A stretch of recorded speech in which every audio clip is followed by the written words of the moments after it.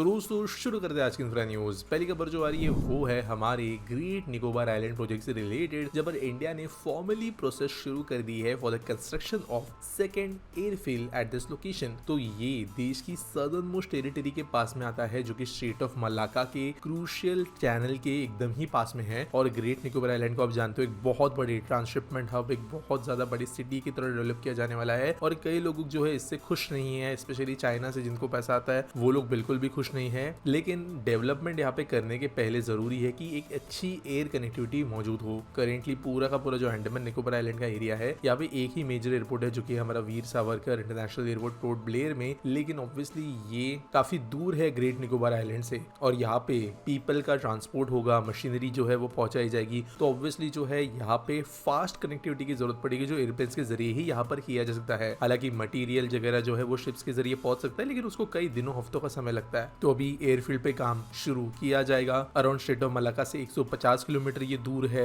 और कहा गया है कि यहाँ पे बहुत सारे मेजर्स को लिया जाएगा ताकि इकोलॉजिकल इम्पैक्ट को कम से कम रखा जा सके। और एयर स्ट्रिप बनते ही हमारे यहाँ पे बड़े डेवलपमेंट्स देखने मिलेंगे, यानी कि जो पोर्ट है उसका डेवलपमेंट देखने मिलेगा। अगली खबर दोस्तों जो आ रही है वो है हमारी इंडस्ट्रियल एक्सपांशन से रिलेटेड, जो कि बिहार में हो रहा है। और एक स्ट्रॉन्ग पुश देखने मिला है यहाँ के इंडस्ट्रियल एक्सपांशन में, जब पर 32 इन्वेस्टमेंट प्रपोजल्स इस जगह को मिले हैं। उद्योग वार्ता के नाम से यहाँ पर इन्होंने कॉन्क्लेव्स होस्ट किए थे ताकि इन्वेस्टर्स यहाँ पे आए, एमओयू साइन करे। और 6 मेजर सेक्टर्स के अंदर यहाँ पर एमओयू साइन हुए हैं, जहाँ पर furniture making, power related product, infrastructure, educational institutions और हॉस्पिटल्स में ये देखा गया है। साथ साथ लेदर मैन्युफैक्चरिंग वगैरह में भी कुछ कंपनीज ने इंटरेस्ट दिखाया है। अगली खबर दोस्तों आ रही है एयर इंडिया से, जिन्होंने रिसीव कर लिए है first diamond DA42 trainers for Amravati flight training operations. तो दोस्तों अमरावती के अंदर देश का सबसे बड़ा एयर ट्रेनिंग या कहे तो पायलट ट्रेनिंग स्कूल बन रहा है, जहाँ पर 180 कैडेट्स को एनुअली ये ट्रेन कर सके, इसके हिसाब से इन्होंने इसको डिजाइन किया है। और अभी देश के अंदर पायलट्स की रिक्वायरमेंट रूल्स के हिसाब से भी और बढ़ते एविएशन मार्केट के हिसाब से भी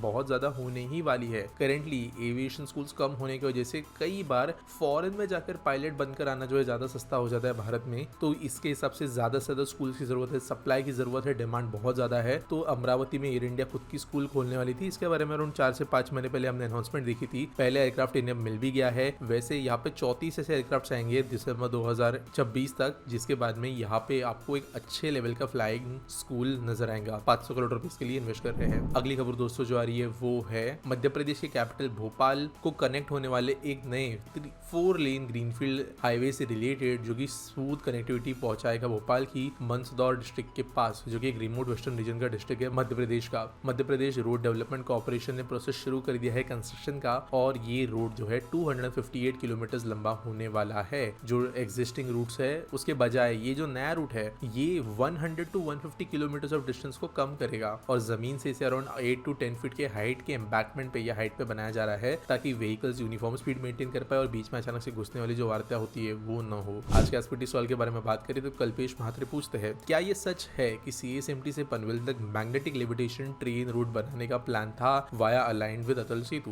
देखो बहुत पहले 2021 के आसपास में एक बहुत ही हल्का सा एक काइंड ऑफ आप कहे तो बस कहीं से किसी पेपर के अंदर आर्टिकल आ गया था कि पनवेल टू मुंबई जो है मैग्नेटिक या मैगलेव ट्रेन बनने वाली है। लेकिन कभी भी जो है गवर्नमेंट के द्वारा उसके द्वारा ऑफिशियल अनाउंसमेंट नहीं हुआ। कभी भी जो है उस ट्रेन के लिए कोई भी हमें नोटिफिकेशन देखने नहीं मिला कि DPR बनाया जाए, स्टडी की जाए, कुछ पैसे उसके लिए एलोकेट हुए स्टडी के लिए, ऐसा कभी नहीं हुआ। और उस समय भी मैंने वीडियो बनाया था 2020 में इसके बारे में, 2020-21 में कुछ, तो मैंने वहीं पे कहा था कि ये बनना ऑलमोस्ट इम्पॉसिबल है, क्योंकि पहली बात मैग्नेटिक लेविटेशन एक kind of not successful but still not implemented but still not failed technology है। टेक्नोलॉजी सही है, बहुत अच्छी है, बहुत स्पीड में हम लोगों को पहुंचा सकते हैं वगैरह वगैरह, बट प्रैक्टिकल पर्पस में वो कितनी महंगी है, ऑपरेशन कॉस्ट कितने ज्यादा है, मेंटेनेंस कॉस्ट कितने ज्यादा है। इसके अलावा जो एक्चुअल टाइम डिफरेंस आता है, मतलब आप कहीं लॉन्ग डिस्टेंस ट्रैवल करो 20-30 किलोमीटर का, तो टाइम जो है वो काइंड ऑफ कंपैरिजन हो जाता है 20 मिनट वर्सेस 30 मिनट का। तो 10 मिनट के अंदर आप जो है 3 गुना ज्यादा सस्ती ट्रेन बना सकते हो। तो उसके वजह से मैग्नेटिक लेविटेशन पे बनने वाली टेक्नोलॉजी जो है वो बिल्कुल भी वायबल निकल कर नहीं आती है मोस्ट केसेस में। जापान भी जो है उसको काइंड ऑफ एक इंफ्रा इन्वेस्टमेंट की तरह बना रहा है, जो